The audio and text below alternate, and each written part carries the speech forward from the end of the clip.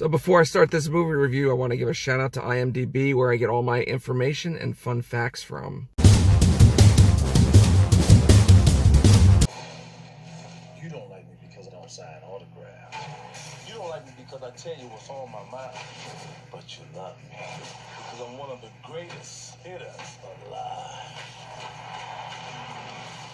On the night Stan Ross got his 3,000th hit, he knew he had his ticket to the Hall of Fame. Who got my damn ball?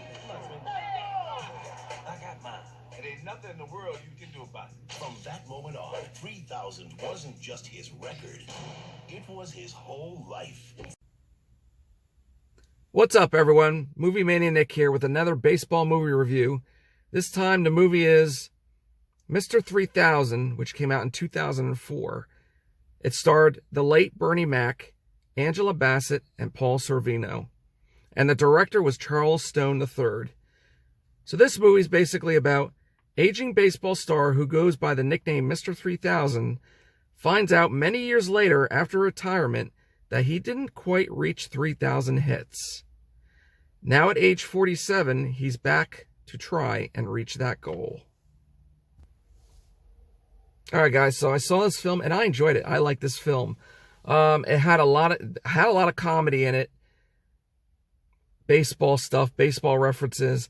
But just to watch, the late Bernie Mac, I think he did a great job in this film. He did a really great job. He made me laugh. He's always made me laugh. During his comedy skits or whatever, his movies, I always laughed whenever he was in it. But yeah, this film, his character has a big ego because he thinks he's the best. And he thinks he's got 3,000 hits. But the problem is he really didn't. And he has to come back to baseball to get that last hit. And there's some scenes I do like in this movie. The one scene is the bar scene with the beer bottle. If you've seen this movie, you know what I'm talking about. And I like that scene. I was like, oh, really? Okay. Let's see how this works. But you just have to watch this movie to see what it's like, what happens. It's a very funny, enjoyable film. I would say it is a family-friendly film. I mean, there are some curse words then and there in this film, but it's not too over-dramatic with the cursing. So I recommend to see this film.